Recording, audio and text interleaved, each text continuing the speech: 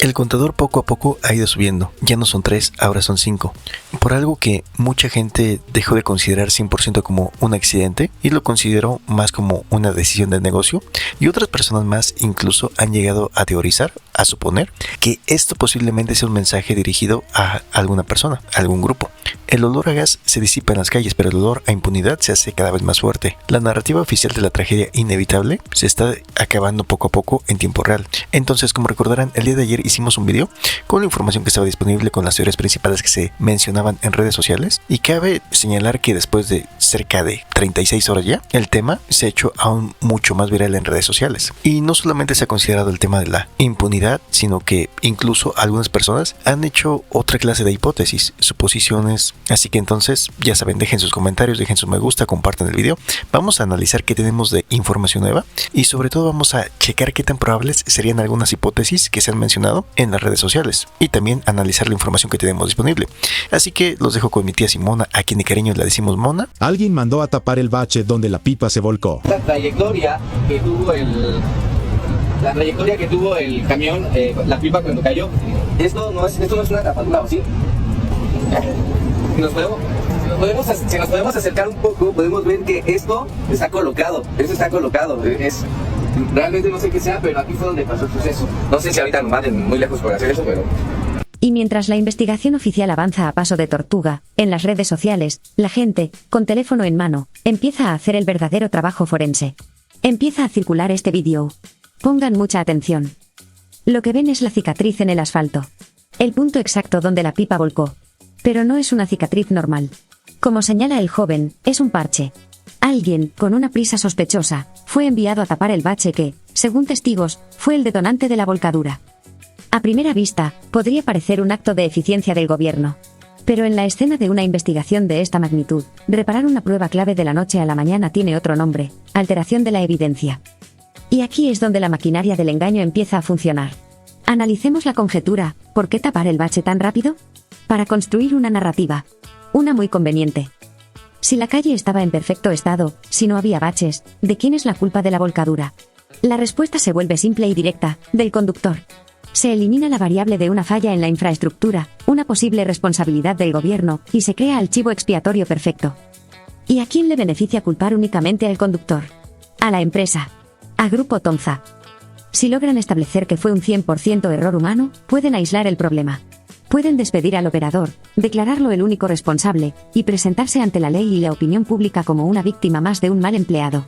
Es un protocolo de control de daños para limitar su responsabilidad financiera y penal, sobre todo cuando ya sabemos que operaban sin los seguros correspondientes. Buscan crear un cortafuegos para que las llamas de la justicia no lleguen hasta los dueños. Están moviendo las piezas en el tablero para construir su mentira. Pero, ¿qué más se dice en el mundo de las redes sociales? ¿Qué dice la gente que de verdad lo vivió y qué nueva información tenemos?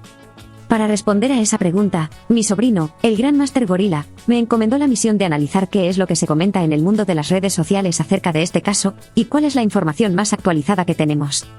Antes de analizar la información más reciente que está surgiendo, es fundamental que todos tengamos la historia completa, que nadie olvide cómo se fue construyendo, pieza por pieza, esta evitable desgracia. Todo comenzó la tarde del 10 de septiembre. En una de las arterias más vitales de la ciudad, la calzada Zaragoza, circulaba un vehículo de doble remolque, una bomba de tiempo cargada con miles de litros de gas. Estos vehículos, por su altura y por el movimiento del líquido en su interior, son inherentemente inestables.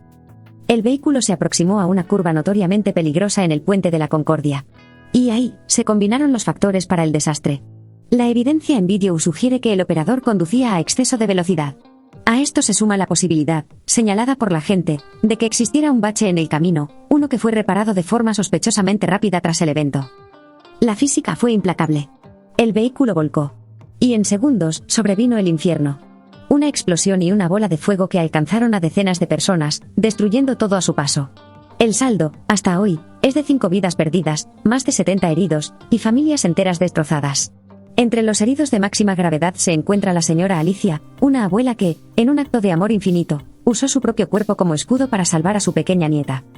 Cuando la investigación ciudadana y periodística empezó a rascar, la herida se hizo más profunda. Se reveló que la empresa responsable, Grupo Tomza, tiene un alarmante historial de más de 15 incidentes similares en la última década. Se supo que las multas millonarias que han recibido, para ellos, son simplemente un costo de operación más. Pero la prueba irrefutable de su irresponsabilidad vino de una fuente oficial, del propio gobierno. Se confirmó con documentos que la pipa operaba en un estado de ilegalidad absoluta, no tenía un seguro válido registrado para este año. Peor aún, la planta de almacenamiento donde cargó el combustible, tampoco tenía su póliza en regla. ¿Entienden la gravedad? No fue un simple error. Fue un sistema de irresponsabilidad deliberada. Una cadena de decisiones donde la ganancia económica se puso por encima de la seguridad de todos nosotros. Esa, mis hijos, es la anatomía de esta injusticia. No fue un accidente. Fue el resultado predecible de la avaricia y la impunidad. Ahora, veamos qué es lo que la propia gente, con su voz en las redes sociales, está añadiendo a esta exigencia de verdad y de justicia. Como acaba de exponer Mona, las piezas en el tablero no cuadran. La evidencia se contradice, se manipula. Pero el bache tapado es solo la punta del iceberg. Es el truco de magia para distraerte de lo verdaderamente importante. Mientras las autoridades nos dan versiones oficiales que se caen a pedazos, en las redes sociales, la gente, los testigos reales, los que estuvieron ahí, ha comenzado a hacer el verdadero trabajo forense. Han empezado a señalar anomalías. Detalles que la física convencional y la lógica de un simple accidente no parecen explicar. Han surgido testimonios y videos que plantean una pregunta increíblemente inquietante: ¿la explosión se comportó de forma natural? La gente señala cosas que no tienen sentido. Hablan de personas que se ven en los videos a escasos metros de la pipa y que, de alguna manera, salieron prácticamente ilesas. Y al mismo tiempo, reportan que la onda expansiva y la bola de fuego parecen haber saltado, impactando con una fuerza desproporcionada a víctimas y vehículos que se encontraban mucho más lejos. Un patrón de destrucción anómalo. Asimétrico. Como si la explosión no se hubiera expandido en un círculo, sino como si hubiera sido dirigida. Y esta observación, esta anomalía, ha desatado conjeturas mucho más oscuras que no podemos ignorar en este análisis. La gente se pregunta, ¿fue esto solo una consecuencia de la negligencia de Grupo Tomsa? ¿O estamos viendo algo más? ¿Una advertencia? ¿Un mensaje entre grupos criminales que se disputan el multimillonario territorio de la venta de gas? ¿Una disputa que escaló hasta convertirse en un acto de terror en plena luz del día? Las preguntas están sobre la mesa. Las piezas no encajan. Y la desconfianza crece. Así que vamos a analizar toda esa clase de situaciones. Miren, mis amores, pongan mucha atención a esto, porque aquí es donde empieza el juego sucio para confundirnos a todos. Anoche, en las noticias de la noche, ya salieron con sus cámaras y sus reporteros muy serios a decir esto que ven en la pantalla: no hay baches en zona del accidente. Nos muestran la calle lisita, bien barridita, como si ahí nunca hubiera pasado nada. Y claro, el que ve esto, sin saber más, dice: ah, bueno, entonces el del vídeo del parche era un mentiroso. La culpa fue del chofer y punto. Pero, no tan rápido, mis papasitos. A esta tía no la marean tan fácil. ¿Se acuerdan del vídeo que vimos antes? El del muchacho que, a plena luz del día, horas antes del noticiero, nos mostró un parche fresco en el asfalto. Una reparación hecha a las carreras, justo en la trayectoria donde se acostó la pipa. Entonces, una se pregunta, ¿a quién le creemos? ¿Al noticiero de la noche o al vídeo del muchacho en la tarde? La respuesta, mis hijos, es que no tenemos que elegir. A lo mejor los dos están diciendo la verdad, y ahí es donde está el truco. Esto es como el mago que te enseña una moneda en la mano, y al segundo siguiente, cierra el puño, lo abre, y ya no hay nada. ¿Significa que la moneda nunca existió? Claro que no. Significa que alguien la quitó de ahí rapidísimo para que ya no la vieras. Aquí es exactamente lo mismo. Que el noticiero en la noche nos diga que no hay baches, no desmiente que hubo uno a las 2 de la tarde cuando pasó la desgracia. Al contrario. Si lo que vimos en el primer vídeo era un parche recién puesto, el noticiero lo único que está haciendo es confirmar que la evidencia ya fue borrada. Nos están mostrando el puño vacío después de que el mago ya escondió la moneda. La pregunta importante no es si hay un bache ahorita. La pregunta, mis amores, es, ¿había un bache antes? ¿Y quién demonios tuvo tanta prisa por ir a taparlo, y a limpiar la escena del crimen antes de que llegaran todos los peritos y las cámaras? Y volvemos al mismo punto. A la construcción de una mentira. A querer vendernos a toda costa la historia de que la calle estaba perfecta para que toda la culpa caiga sobre una sola persona, el chofer. Es un juego muy sucio para confundirnos, para que nos peleemos entre nosotros sobre si había bache o no. Pero la verdadera pregunta, la que no quieren que hagamos, es, ¿quién está dirigiendo todo este teatrito? Nosotros vamos a seguir con los ojos bien abiertos. A ver, mis hijos. Ya que tenemos clara la historia de la irresponsabilidad de la empresa, vamos a meternos a lo que se está diciendo en las redes. Porque ese vídeo del bache parchado causó un revoloteo, y la gente, que no tiene un pelo de tonta, ha salido a hablar. Y aquí es donde la verdad se empieza a cocinar a fuego lento. Yo me puse a leer con calma, a escuchar la voz de la experiencia, la de la gente de a pie. Y fíjense qué interesante. Hay dos grupos muy grandes de personas que están poniendo el dedo en la llaga. Primero, está la gente que sabe de manejar, los que se la viven en la carretera todos los días. Y ellos, casi todos, están diciendo, a ver, no nos quieran dar a tole con el dedo. Un bachecito no te acuesta un monstruo de esos. Y tienen toda la razón. Te explican, con una lógica aplastante, que para que una pipa de esas se voltee por un hoyo, tendría que ser un cráter, un socavón. Lo que de verdad tumba a un gigante de esos, dicen ellos, es la fuerza de la velocidad combinada con el peso en una curva cerrada. Es pura física, y contra eso no hay argumento. Pero, y aquí viene lo más matón, mis hijos.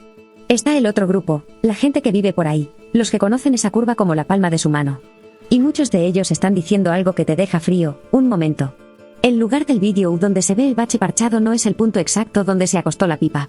Unos dicen que es más adelante, otros que es en la subida y el accidente fue en la bajada. Pequeños detalles que lo cambian todo.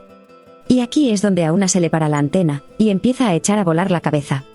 Si la gente que sabe de física y de manejo dice que un bache no fue, y la gente que sabe de la zona dice que el bache parchado, ni siquiera estaba en el lugar correcto. Entonces, ¿qué está pasando?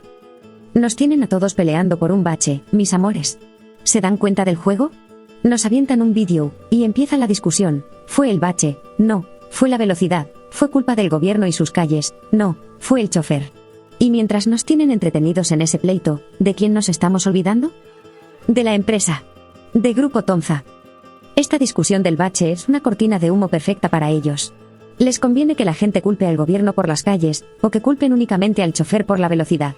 Cualquier cosa, con tal de que las miradas no apunten a sus oficinas, a su historial negro, a sus camiones sin mantenimiento y a sus permisos chuecos. Al final del día, mis papasitos, el bache es un síntoma, no la enfermedad. La enfermedad es mucho más profunda. Que las calles están hechas un desastre, claro que sí, y es una vergüenza. Y esa es una capa más de irresponsabilidad.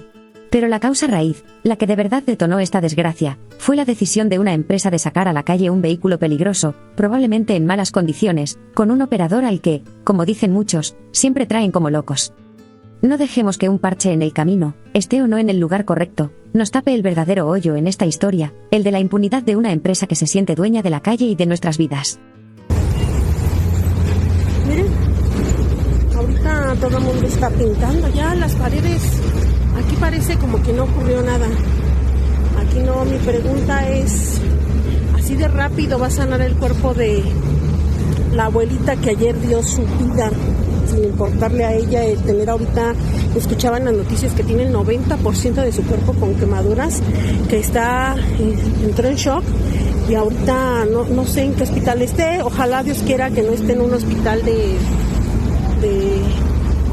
salud, Miren esto, mis hijos. Pongan mucha atención, y escuchen bien a la señora que está grabando, porque ella, con la voz quebrada, hace la pregunta que nos rompe el corazón y nos abre los ojos. Ella dice, ¿así de rápido va a sanar el cuerpo de la abuelita que ayer dio su vida? ¿Qué pregunta tan más dura y tan más cierta?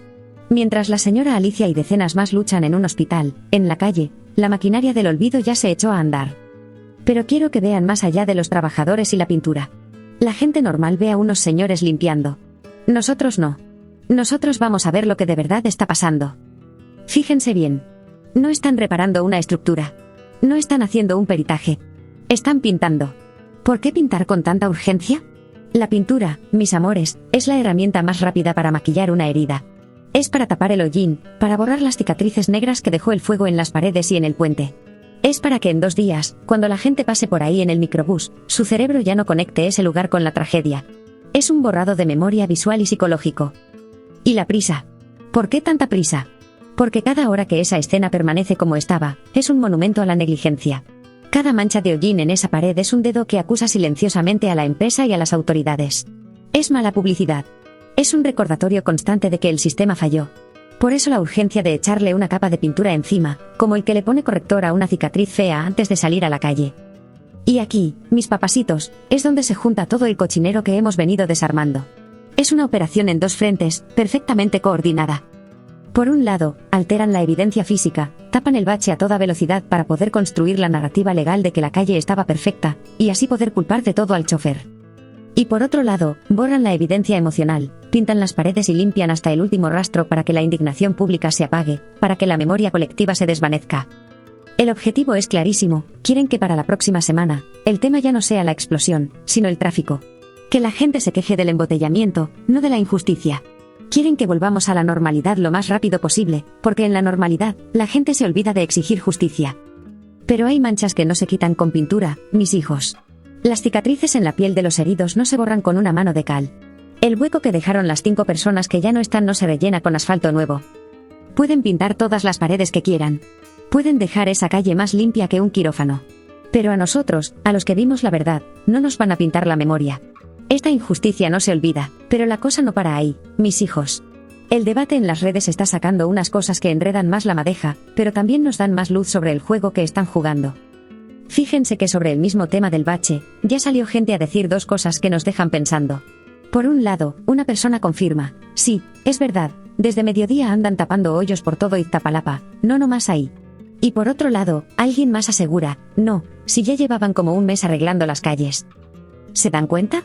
Aquí la historia se complica. Si es verdad que se pusieron a tapar baches por toda la delegación justo después de la desgracia, eso huele a una operación de pánico. A querer borrar la evidencia no de un bache, sino del abandono general de las calles para que nadie les pueda reclamar. Es el clásico tapar el pozo después del niño ahogado. Pero si ya llevaban un mes, ¿es una coincidencia muy conveniente? La duda queda en el aire. Pero más allá de los hoyos en el pavimento, mis amores, hay algo que a mí me parece lo más valioso y que no habíamos dicho, el puro instinto de la gente. He leído a personas muy abusadas que dicen algo que es una joya de sabiduría popular. Dicen, fíjense bien. Si ven que el gobierno y la empresa se ponen de acuerdo muy rápido para echarle toda la culpa al chofer, es porque seguro ahí no está toda la verdad. La versión que promueven los que siempre aplauden es la que más debe hacernos dudar. Hazme el favor. ¿Qué cosa tan más cierta? La gente ya está curtida, ya no se cree los cuentos. Ya aprendió a desconfiar de las verdades que se cocinan muy rápido. Y claro, como era de esperarse, ya salió el peine de la politiquería. La desgracia apenas está enfriándose y ya se convirtió en un campo de batalla. Ya se andan peleando que si la culpa es de la jefa de gobierno, que si los de antes eran peores, que si el Partido Azul, que si el Guinda. Pura grilla. Y aquí les va la verdadera maldad de todo esto.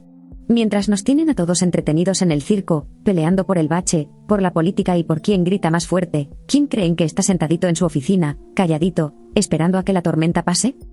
Pues los de la empresa. Los de Grupo Tonza. A ellos les encanta que el pleito se vaya para otro lado. Les fascina que la gente se pelee con el gobierno. Porque mientras la atención está en la grilla, nadie les pregunta por su historial negro, por sus camiones chatarra, por sus seguros fantasma. Así que fíjense nomás, mis hijos. Ya no es solo la negligencia de la empresa. Ahora tenemos una posible alteración de evidencia a gran escala, el instinto de la gente que ya no se cree los cuentos oficiales, y un circo político montado sobre la desgracia para distraernos. No dejemos que nos confundan.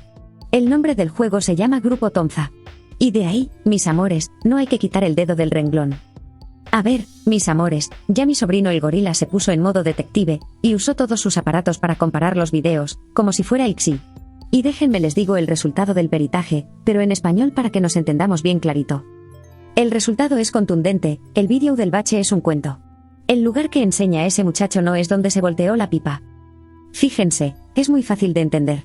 El otro vídeo, el de los señores que andaban pintando de blanco, trae un GPS integrado, como el de los celulares. Y esa maquinita no miente. Nos dice exactamente dónde estaban, y es en el mero puente de la Concordia, donde todos los noticieros y los videos de la explosión dicen que fue la desgracia. Pero, el vídeo del bache simplemente no cuadra. Y lo más importante es que la gente que vive por ahí, la que pasa por esa curva todos los días para ir a la chamba, ya lo dijo fuerte y claro en las redes, esa no es la curva del accidente, una es de subida y la otra de bajada. Entonces, ¿qué significa esto, mis hijos? Significa que nos quisieron meter un gol. Alguien, a propósito o por error, grabó un hoyo tapado en otro lado de la carretera para inventar un cuento, para distraernos. Nos aventaron esa carnada para que todos nos pusiéramos a pelear por el bache, que si el gobierno, que si las calles. Y así nos olvidáramos de lo verdaderamente importante. Así que, con la pena, pero carpetazo al tema del bache. ¿Fue una distracción, una mentira? Regresemos a las pruebas de verdad, a las que sí podemos comprobar, a la empresa irresponsable, a su historial negro y a sus camiones que andaban circulando sin seguro. Ahí, mis hijos, es donde está el verdadero hoyo de esta historia. A ver, mis amores, vamos a dejar esto grabado en piedra, para que a nadie se le olvide ni se confunda con tanto enredo. Primero lo primero. El vídeo donde se ven los trabajadores limpiando y pintando debajo del puente, el que trae el GPS. Sí, ese vídeo es en la zona cero. Es, sin lugar a dudas, el lugar exacto de la desgracia. Esa es nuestra ancla, nuestra verdad comprobada. Y ahora que sabemos que esa es la escena del crimen, vamos a hablar como expertos. Imagínense que esto no fue un accidente, sino un asesinato. ¿Qué es lo primerito que hacen los detectives buenos en las películas y en la vida real? Ponen una cinta amarilla bien grandota y le gritan a todo el mundo, nadie toque nada. ¿Y por qué hacen eso? Porque cada cosita, por chiquita e insignificante que parezca, es una prueba que habla. La marca del derrape de las llantas en el piso le dice a los peritos a qué velocidad venía el camión. El hollín y las marcas de quemaduras en las paredes de concreto les dicen qué tan caliente fue el fuego y hacia dónde se expandió la llamarada. Cada tornillo suelto, cada pedazo de metal retorcido, le cuenta una historia a los ingenieros sobre qué parte del camión falló primero. Cada detalle es un párrafo en el libro que narra la verdad de lo que pasó. Así que, cuando vemos a esta gente, menos de un día después, no con pincelitos y pincitas como los investigadores, sino con brochas gordas y cubetas de pintura, no están limpiando. Están contaminando y destruyendo la escena del crimen. Están arrancando páginas enteras de ese libro para que nadie pueda leerlo completo. Es una falta de respeto brutal a las víctimas y una bofetada a la justicia.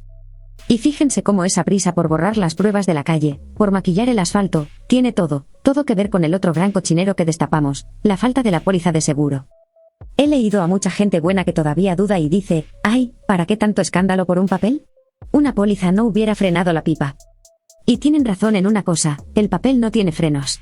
Pero, mis papasitos, están viendo el dedo y se están perdiendo la luna entera. Déjenme les explico, como si fuéramos peritos, por qué el no tener seguro es la confesión más grande de todas. Una aseguradora, mis hijos, no es la casa de la caridad. Su negocio es ganar dinero, no andar regalándolo en desgracias. Antes de darle un seguro a una bomba andante de 50,000 litros de gas, te van a investigar más que a un criminal. Te mandan a sus propios ingenieros, a gente que sí sabe y a la que no le puedes echar cuentos. Y esa gente revisa el camión de arriba a abajo. Los frenos, no solo ven si frena, miden el grosor de las balatas, buscan fugas de aire en las mangueras, checan los discos. Las llantas, miden la profundidad del dibujo, ven la fecha en que se hicieron. Si son llantas viejas, parchadas o recauchutadas, para atrás. El tanque, lo revisan por dentro y por fuera con aparatos especiales, buscando mini grietas, soldaduras viejas, válvulas que no sirvan. Y los papeles del chofer, verifican que su licencia sea la correcta para ese tipo de vehículo, que haya pasado sus exámenes médicos y de confianza. Si el camión es una chatarra, como seguramente era este, la aseguradora te da una lista y te dice, arregla todas estas porquerías, y hasta que no me compruebes que lo hiciste, a mí no me vuelvas a molestar. No hay seguro. ¿Se dan cuenta del truco? Así que, la póliza de seguro no es el cinturón de seguridad. Es el policía que te obliga a ponerte el cinturón, a tener el coche en perfecto estado y a saber manejar. El no tener la póliza no es que te falte un papel. Es la prueba reina de que evitaste a propósito el único filtro de seguridad real que tenía el sistema para sacar de la calle a una tragedia andante como esta. Por eso maquillan la calle y por eso no tenían seguro. Son dos caras de la misma moneda, la de la impunidad. Borro las pruebas físicas para que no sepan cómo pasó, y no tengo seguro para no tener que responder por las consecuencias. Es el plan perfecto para salirse con la suya. Mamá, ayúdame, chocaron, explotó algo. Estoy todo quemado, mamá. Mi hijo me mandó mensaje donde me decía que algo había pasado, que habían chocado y que estaba todo quemado. De ahí me enteré. Mamá, ayuda. Lo primero que hace un niño, no importa si tiene 19 años o 40, cuando el mundo se le viene encima, es llamar a su mamá. Es el grito más puro, el más instintivo. Es la voz de la vulnerabilidad absoluta. Y luego, estoy todo quemado. Esa frase, mis hijos. Esa frase es la factura. Es el recibo. Es el resultado final de la avaricia de Grupo Tonza. Cada sílaba de estoy todo quemado es la consecuencia directa de una póliza de seguro que no se compró, de unos frenos que probablemente no se revisaron, de una empresa a la que, como ya vimos, la seguridad le importa un comino. Este audio, mis amores, es la prueba reina del costo humano. Esto es lo que pasa cuando los señores de traje y corbata en sus oficinas de lujo deciden que la seguridad es muy cara y que es más barato arriesgarse. El riesgo lo tomaron ellos, las consecuencias las está pagando Kevin en una cama de hospital, con el 80% de su cuerpo quemado. Y quiero que este audio se lo graben bien en la cabeza todos aquellos que todavía se atreven a decir, ¡ay! ¿Para qué tanto escándalo por un papel? Una póliza no hubiera evitado el accidente. Claro que no. Pero una póliza hubiera obligado a una revisión que habría sacado a esa chatarra de la circulación. Una póliza hubiera sido el candado que habría evitado que la vida de este muchacho y de tantos otros quedara destrozada. Quiero que le pongan esta grabación a los dueños de Grupo Tonza en su sala de juntas. Que la escuchen una y otra vez. Este es el sonido de su ahorro. Este es el resultado de su riesgo de negocio calculado. La voz de este muchacho, pidiendo ayuda a su mamá en medio del infierno, es la prueba irrefutable de que esto nunca fue un simple accidente. Fue una irresponsabilidad que tiene nombre y apellido, y que ha dejado una cicatriz imborrable en la vida de un joven de 19 años y en la de su familia. Su mamá, una mujer entera y valiente, pide justicia. Y no está sola. Todos nosotros, después de escuchar esto, tenemos la obligación moral de exigir justicia con ella. La lucha de Kevin, la de la señora Alicia, la de todos los heridos y la de las familias de los que ya no están, ahora es nuestra lucha. Y no podemos parar hasta que los responsables paguen por cada una de estas palabras de dolor. A ver, mis hijos. En medio de tanto dolor, de tanto papel y de tanta grilla, a veces, en las redes, la gente empieza a tejer historias. Historias que nadie puede confirmar, que a lo mejor nunca sabremos si pasaron tal cual, pero que nos dicen mucho del corazón humano en el peor de los momentos. Déjenme les cuento la leyenda que se está tejiendo sobre lo que pasó en esos segundos, justo antes de que el infierno se desatara. Imagínense la escena por un momento, basándonos en lo que se cuenta. El monstruo de metal ya no obedece. El chofer, un hombre de unos 35 o 40 años, siente cómo las llantas patinan sobre el asfalto, cómo el peso de los miles de litros de gas lo vence en la curva.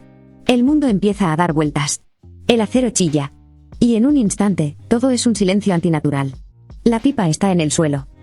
Él sabe lo que viene. Él, mejor que nadie, sabe que está sentado sobre una bomba de tiempo a la que ya se le encendió la mecha. Cuentan que en esa fracción de segundo, cuando la mayoría de nosotros nos quedaríamos paralizados por el pánico, este hombre tuvo una claridad brutal. Dicen las leyendas que lo primero que hizo no fue pensar en él.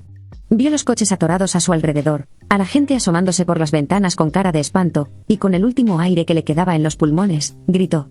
Un solo grito que rompió el silencio: ¡corran! Y la historia no termina ahí. Se cuenta que, malherido como estaba, su último instinto fue tratar de evitar lo inevitable. Que se arrastró o corrió como pudo hacia las válvulas de la pipa, que en un último intento desesperado y sobrehumano, trató de abrirlas para liberar la presión, para que la explosión no fuera tan terrible. Pero el tiempo, el maldito tiempo, se le acabó. Y en medio de ese caos, se teje otra historia. La de una mamá que estaba ahí con su hijita de 9 años. Ella dice que está viva de milagro, que cuando la llamarada vino hacia ellas, sintió que unas manos la empujaron. Una fuerza que las aventó lejos del fuego. Y aquí, mis hijos, es donde la historia se vuelve leyenda, y se nos hace un nudo en la garganta. Era la tarde del 10 de septiembre de 2025, en plena calzada Ignacio Zaragoza, bajo el puente de la Concordia en Iztapalapa. El tráfico estaba detenido, los vendedores ofrecían sus productos, y miles de personas cruzaban la zona como cualquier día normal. De pronto, una pipa de gas de la empresa Gas Silsa, cargada con más de 49,000 litros de gas LP, perdió el control y volcó. En cuestión de segundos, el gas empezó a escapar, formando una nube mortal. No hubo tiempo de nada. De alguna forma, el gas se prendió y una gigantesca llamarada iluminó todo el puente. Gente gritaba de terror, otros corrían desesperados, y algunos fueron alcanzados por las llamas. A ver, mis amores. Ya vimos el quién y el por qué. Ahora vamos a meternos al cómo. Porque en las redes he visto muchos videos, como este que me mandaron, que nos muestran una cosa que a muchos les saca de onda, esa nube blanca gigantesca que apareció justo antes del fuego. Y la gente se pregunta, ¿qué era eso? ¿Era humo? ¿Era el gas? ¿Por qué se veía así? Pongan mucha atención, porque entender esto es entender la verdadera naturaleza traicionera de estas desgracias. Primero, el aliento del diablo, la nube blanca. Fíjense, mis papasitos. ¿Han visto que cuando usan un desodorante en aerosol por mucho rato, la lata se pone helada, casi se congela? Pues imagínense ese mismo efecto, pero 1.000.000 de veces más potente. Dentro de la pipa, el gas no es gas. Está tan apretado, tan presionado, que es un líquido helado. Cuando la pipa se rompe, ese líquido sale disparado con una furia increíble. Y aquí viene la magia negra de la física: al liberarse de golpe, se expande y se enfría a temperaturas bajo cero en un parpadeo. Así que, esa nube blanca que todos vimos no era humo, y curiosamente, tampoco era el gas en sí, el gas es invisible. Esa nube era el aire de la mañana, congelado en un instante. El gas, al salir tan helado, le robó todo el calor a la humedad del aire, y la convirtió en una niebla espesa y mortal. Era el aliento del diablo, mis hijos, anunciando lo que venía. Segundo, el río invisible que busca la muerte. Y aquí viene la parte más peligrosa. Ese gas es más pesado que el aire. No se va para arriba como el humo de un cigarro, para perderse en el cielo. No. Y entonces, se empieza a arrastrar por el suelo, como si fuera un río de veneno invisible. Se mete por debajo de los coches, baja por las coladeras, se escurre por la orilla de la banqueta. Para que se den una idea del tamaño del monstruo que se desató en segundos, usen su imaginación. Si ustedes estuvieran parados en una esquina, esa nube de gas invisible pudo haber crecido en menos de un minuto hasta ser tan alta como un edificio de 5 o 6 pisos. Y de ancha. Fácil pudo haber cubierto 2 o 3 cuadras a la redonda. Un mar de gas, silencioso y mortal, esperando una sola cosa, una chispa. Tercero, el beso del fuego, el flamazo. Y para que esa bomba de aire y gas estallara, no se necesitaba una gran llama. Solo se necesitaba una chispita. Cualquiera. El escape caliente de un coche atorado en el tráfico, el motor de un refrigerador en una tiendita, hasta la chispita que hace un switch de luz al prenderse. Una vez que esa chispita toca la orilla de ese mar de gas, pasa lo mismo que cuando dejas abierta la llave de la estufa por mucho rato antes de prenderla. No es tanto una explosión que rompe, sino lo que los expertos llaman un flamazo o una deflagración. Y como resultado, todo ese mar de gas y aire se enciende de golpe. Es un fuego gigantesco. Una bola de fuego que viaja más rápido que cualquier ser humano y que, en un segundo, quema todo el oxígeno y achicharra todo lo que encuentra a su paso. Por eso vimos lo que vimos. Una cadena de eventos físicos que, aunque se explican con la ciencia, fueron puestos en marcha por una sola cosa, una irresponsabilidad que ya hemos demostrado hasta el cansancio. La física no perdona, mis hijos. Y los que ignoran sus reglas, tarde o temprano, acaban pagando. O peor, haciendo que otros paguen por ellos. Lamentablemente se ha confirmado la muerte de la joven Ana Daniela Barragán Ramírez. La Facultad de Estudios Superiores Cuautitlán confirmó el fallecimiento de la joven de apenas 19 años, estudiante de esta Facultad de Estudios Superiores de Cuautitlán. Ella, como víctima de la explosión, estuvo... Ahora vamos a hacer una pausa. Vamos a dejar de lado los fierros retorcidos, los papeles y las excusas, y vamos a hablar de lo que de verdad importa. Vamos a analizar la historia de un futuro que fue robado. La historia de Ana Daniela. Quiero que la vean, no como una víctima más en una lista, sino como lo que era, una muchacha de 19 años. Una estudiante de la UNAM, con sus sueños, sus clases, sus amigos. Con un novio, Brian, con quien ya hacía planes para toda la vida. Un día cualquiera, el 10 de septiembre, Ana Daniela salió de su casa. Hizo lo que miles de jóvenes hacen todos los días, se subió a un coche de aplicación para ir a la escuela. Un viaje de rutina, uno de tantos. Seguramente iba pensando en sus tareas, en sus planes para el fin de semana, en el vestido de novia del que hablaba con su pareja. Y en un parpadeo, en medio del puente de la Concordia, su camino, sus sueños y su futuro se cruzaron con la irresponsabilidad de otros. Para su familia, para su novio, empezó la peor de las torturas, el silencio. Las llamadas que van directo al buzón. Los mensajes que se quedan con una sola palomita. La angustia de no saber nada. Imaginen la desesperación de buscar en hospital tras hospital, de preguntar a cualquiera, y que nadie te dé una respuesta. Y de repente, en medio de la nada, una llamada por fin entra. Pero no es ella quien contesta. Del otro lado de la línea, la voz de un extraño, un rescatista, un héroe anónimo que, en medio de las cenizas y los escombros, encontró sus pertenencias, su teléfono medio derretido, sus cuadernos, su credencial de la escuela. Imaginen a esa mamá, con el corazón en un hilo, escuchando que encontraron las cosas de su hija, pero que a su hija no la ven. Bueno. ¿Hola? ¿Sí?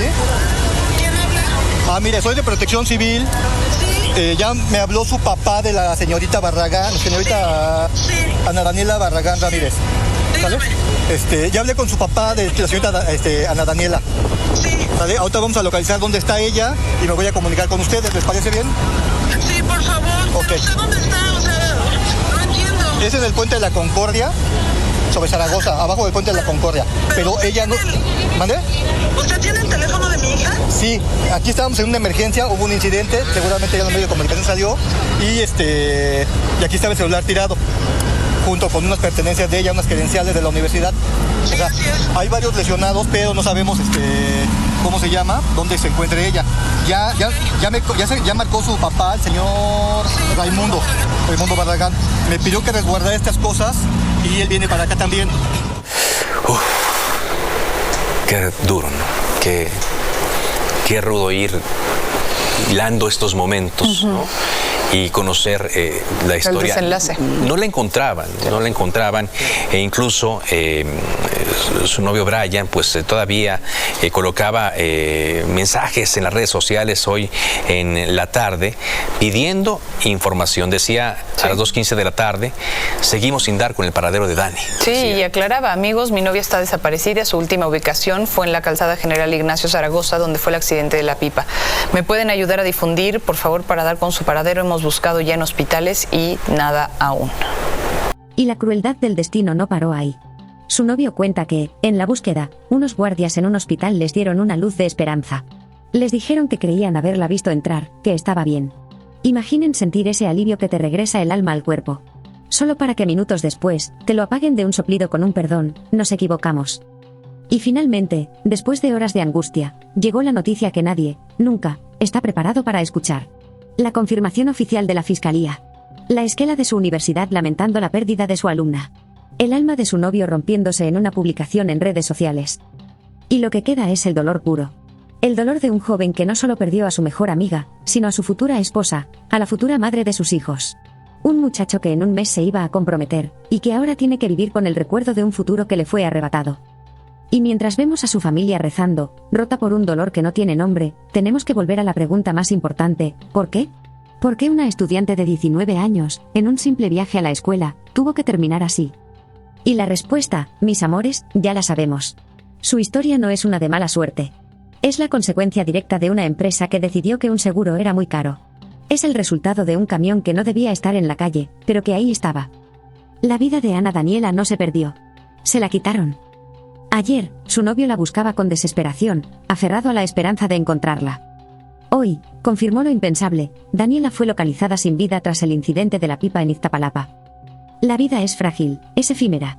Amen y valoren cada instante en familia y con las personas que aman. Nunca se sabrá cuándo sea el último suspiro.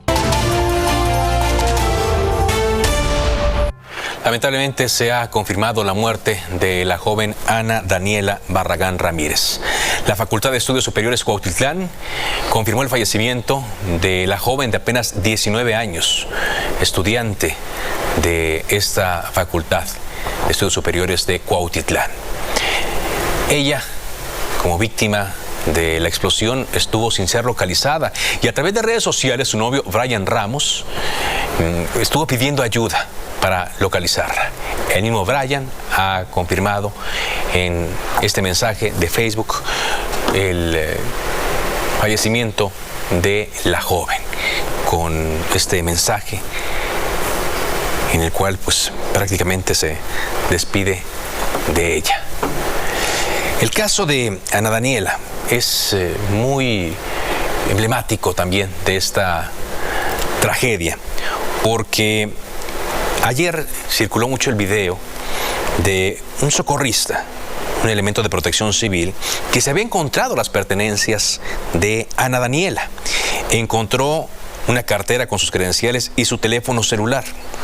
Cuando él estaba revisándolas, entró una llamada de la mamá de Ana Daniela preguntando qué estaba ocurriendo. Y a partir de la difusión de este video, pues se hizo muy viral. El socorrista decía que ya había hablado con su papá. Bueno, pues lamentablemente hoy conocemos que las lesiones eran sumamente graves y Ana Daniela no sobrevivió. Hemos creído en tu palabra, Señor, y hemos sabido, Padre, que todo aquel que invocare tu nombre será salvo, Señor. Pero oramos, Padre, que tú traigas una palabra de consuelo, Señor. Una palabra, Padre, que fortalezca el corazón de tus hijos, Señor. Por favor, Padre, cúbrelos con tu presencia, con tu Espíritu Santo, Señor. Que el abrazo de lo alto los consuele, los abrace, Señor, y les permita, Señor, ser suavizados, Señor, con el aceite de tu presencia. ¿Puedes decir, por favor, tu nombre, tu edad y a qué te dedicas? Sí, mi nombre es Brian Ramos Ronquillo, tengo 23 años y estudio Ingeniería en Computación. Brian, platícame, tú estás buscando a tu novia. Tengo entendido que la familia de tu novia está al interior del hospital esperando resultados de una prueba de ADN. Correcto. ¿Qué es lo que han hecho ustedes pues para dar con el paradero de Ana? La verdad, desde ayer, aproximadamente a las 3 de la tarde, perdimos contacto con ella. Nos movilizamos automáticamente todos para la escena donde fue el accidente. Buscamos en hospitales, fuimos a carpas de protección civil, estuvimos preguntando, llamando, no obtuvimos ninguna respuesta.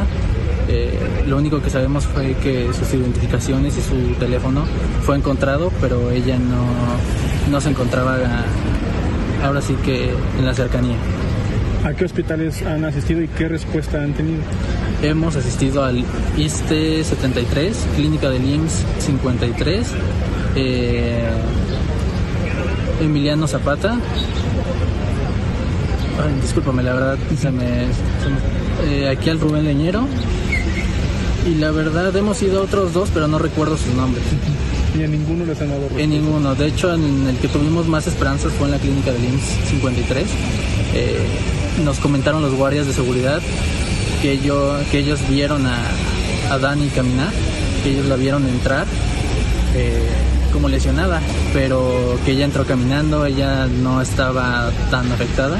Entonces yo cuando recibí dicha información quise confirmarlo, le pregunté 3-4 veces a los guardias, pero seguro que era ella. Me confirmaron las 3 veces, sí, era ella, era de la edad, como 19-20 años, cabello no tan largo. Me dijo, sí, exactamente así como me la estás enseñando en la foto, así llegó ella a pie.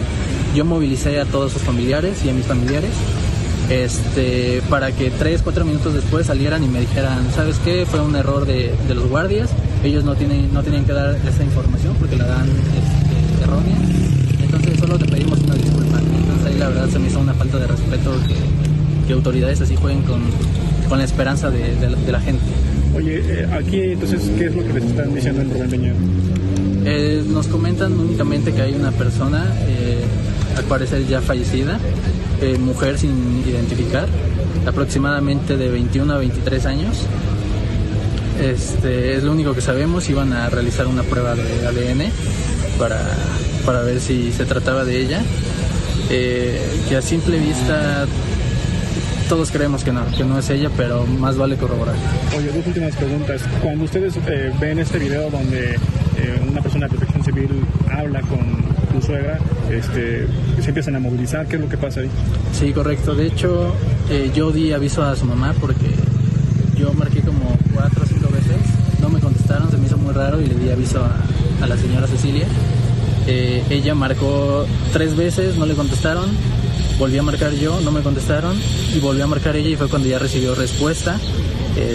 Me marcó llorando y me dijo, me dijeron que Dani tuvo un accidente, que sus cosas fueron encontradas en la escena del accidente, entonces vamos a movernos para allá. Y yo ahora sí que rápidamente avisé, dejé de hacer algunos pendientes y todos nos movilizamos para allá. ¿Qué hacía Dani en esa zona? Iba de trayecto a la escuela.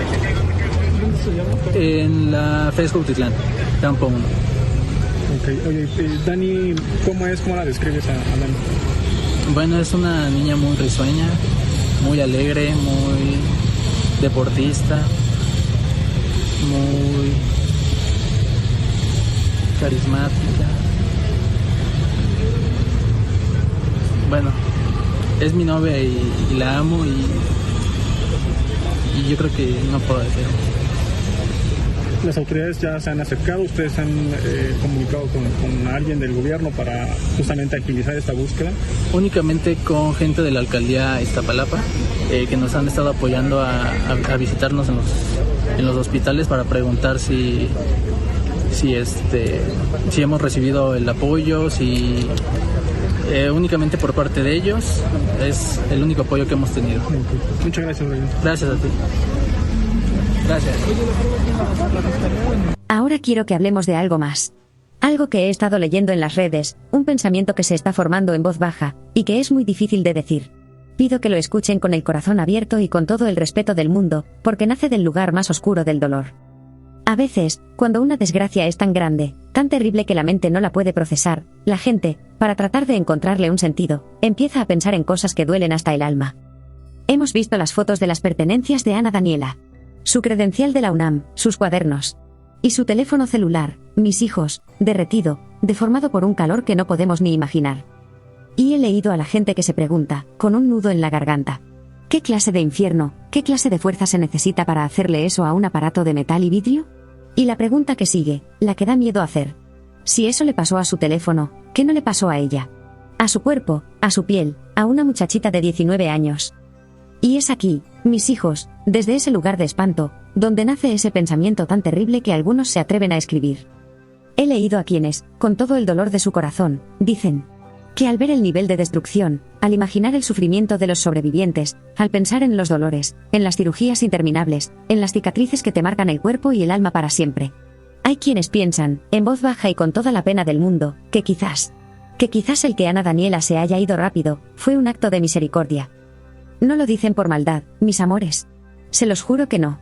Lo dicen porque el sufrimiento que le esperaba era tan grande, tan inimaginable, que sus mentes no pueden soportarlo.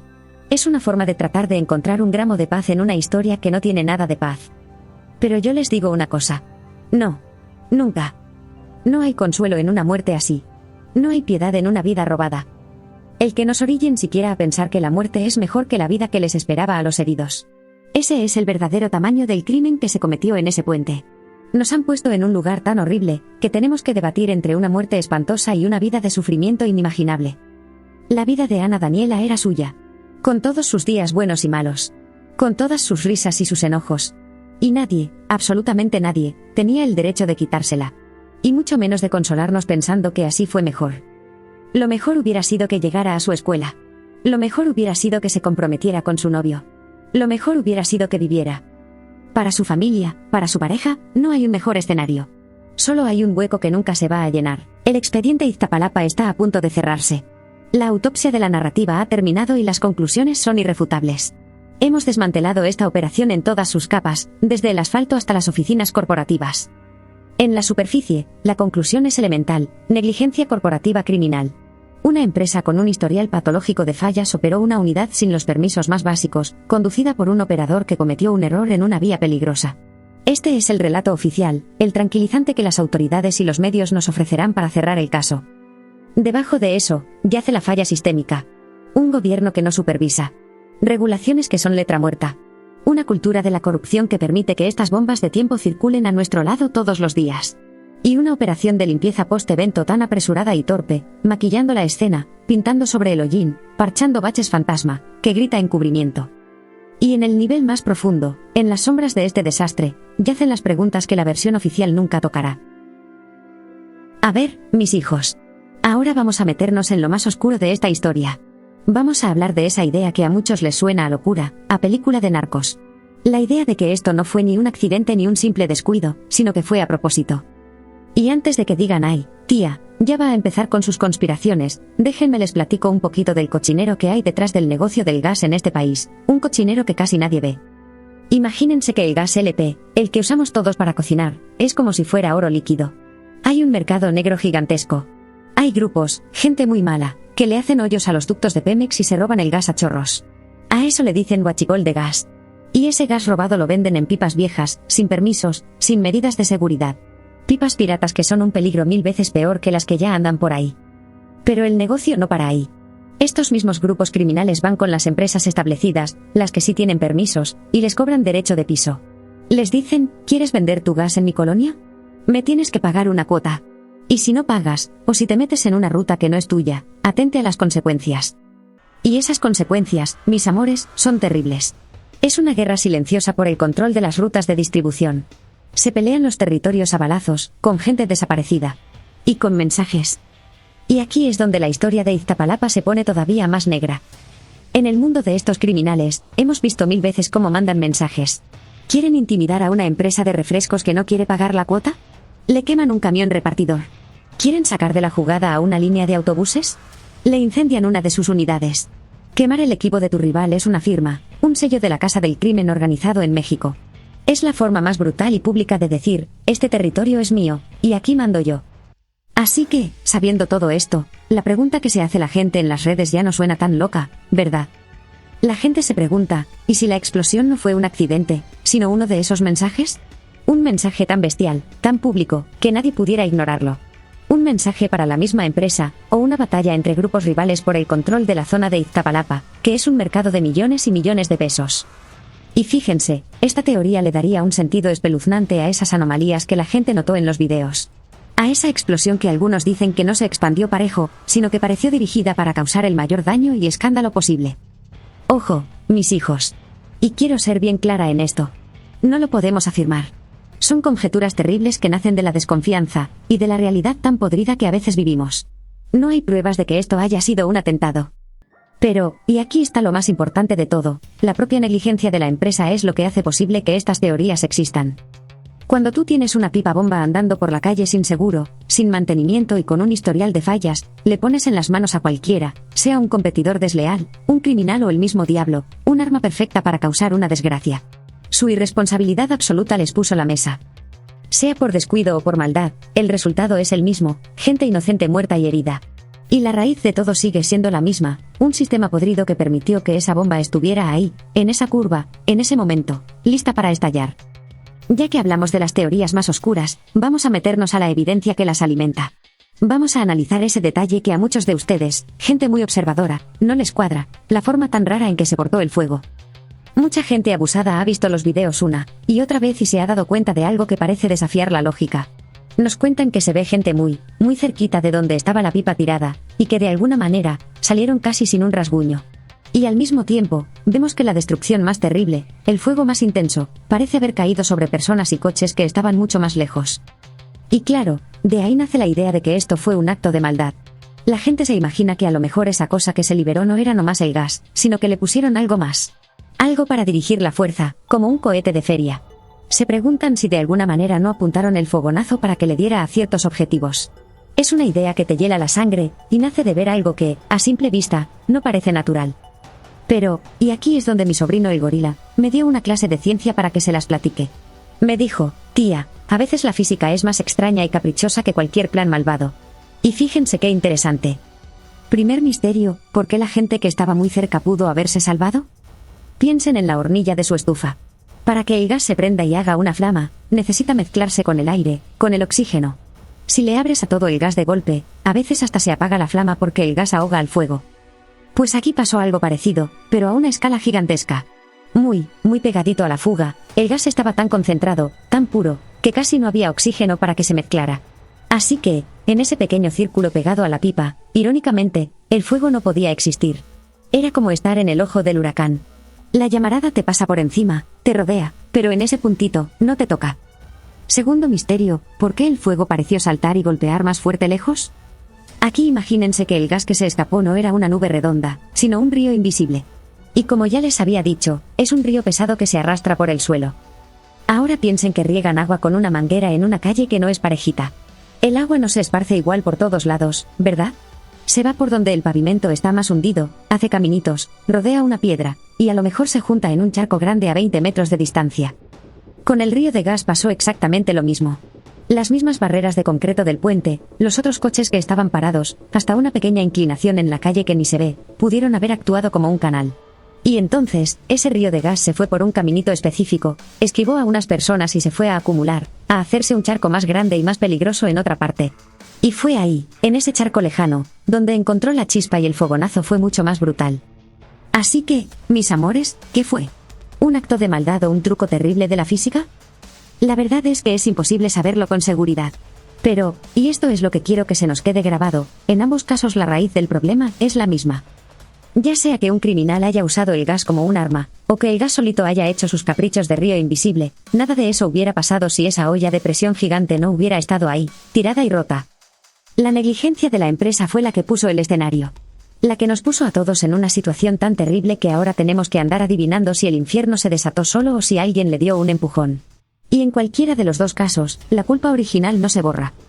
Así que ahí lo tienen, mis amores. Ya sea por un plan malvado o por los caprichos de la física, la raíz de todo sigue siendo la misma. La negligencia de una empresa puso el escenario para el infierno. Nos pusieron en una situación tan terrible que ahora tenemos que andar adivinando si la desgracia se desató sola o si alguien le dio un empujón. Y en cualquiera de los dos casos, la culpa original no se borra. Hemos desarmado el cómo y el porqué de esta tragedia. Hemos puesto nombre a las víctimas y rostro a la irresponsabilidad. Pero, nos falta una pieza clave en este rompecabezas de impunidad, el dinero. En nuestro próximo análisis, mis hijos, vamos a hacer lo que más les duele a estas personas, vamos a seguir el rastro de los billetes. Vamos a investigar a fondo a los dueños, a ver quiénes son los que se hacen ricos mientras nuestras familias viajan junto a estas cargas peligrosas. Y vamos a responder la pregunta que todos nos hacemos ahora mismo: ¿cuántas otras empresas como esta operan con la misma indiferencia en nuestras calles? Porque esta historia no se acaba con las sirenas. Apenas empieza. No se queden como simples espectadores. Conviértanse en parte de esta exigencia de justicia. Dejen su me gusta en este vídeo. Cada pulgar arriba le dice al algoritmo de YouTube que esta injusticia nos importa y que debe mostrársela a más gente. Bajen a la caja de comentarios y dejen su coraje, su apoyo a las víctimas, su exigencia. Que se vea que somos un ejército de ciudadanos vigilando. Suscríbanse y préndanle a esa campanita, porque la próxima investigación será todavía más profunda, y necesitan estar aquí cuando soltemos las pruebas. Y lo más importante de todo, compartan. Agarren este vídeo y riéguenlo por todos lados. Pónganlo en su Facebook, en su TikTok, en X, mándenselo a su familia por WhatsApp. Que esta historia, con toda su verdad, llegue hasta el último rincón del país. Que nadie pueda decir que no lo sabía. Yo soy la tía Simona. Les mando un abrazo lleno de fuerza. Recuerden, la memoria es la única arma que tenemos contra la impunidad. No la soltemos.